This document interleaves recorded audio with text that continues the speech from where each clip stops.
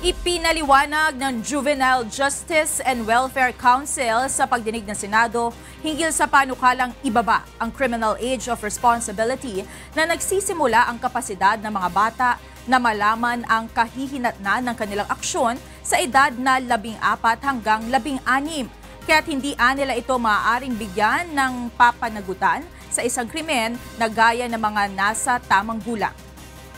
Ito ang balita ni Joanne Nano.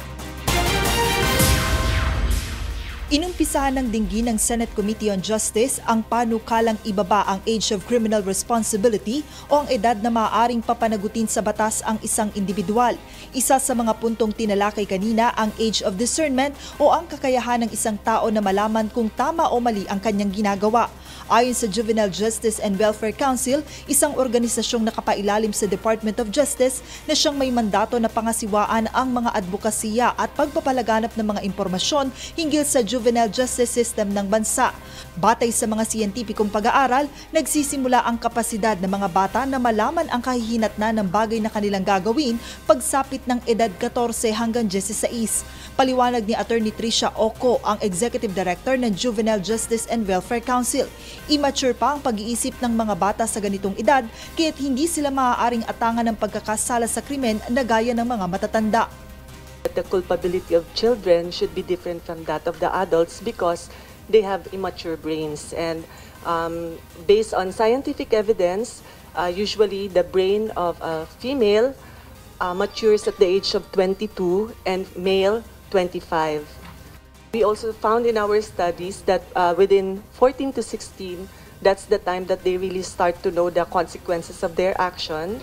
And but the maturity really completes at the age of 25. Ipinunto rin ni Attorney Oco na bagaman nalalaman ng mga bata na tama o mali ang isang bagay, kadalasan aniyang nakokontrol ng impulse ang pagdedesisyon ng mga ito.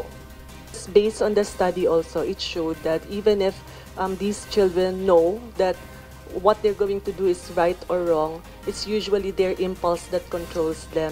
When they make decisions, they don't make it because they know that's what being told to them as right or wrong, but because of peer pressure. So it depends on their priority and also because of their immaturity.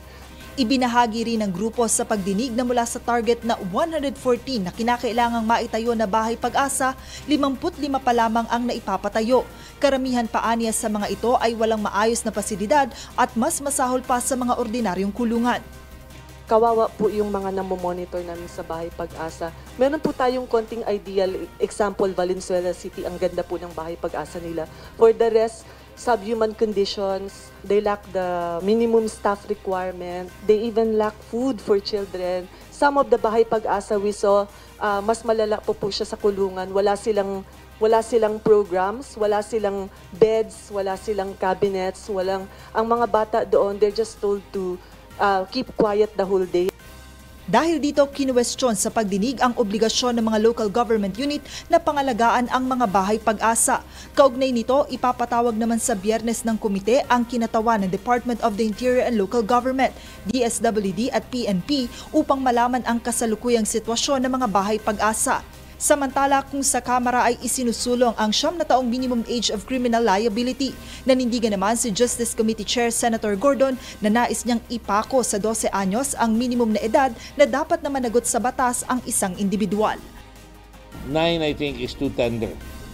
I'm more leaning now to 12 and ang recommend ko siguro 12 pero after about 3 years we look it up and then we increase it to 15. And eventually to 18. Joanne Nano, UNTV News and Rescue, Senate of the Philippines.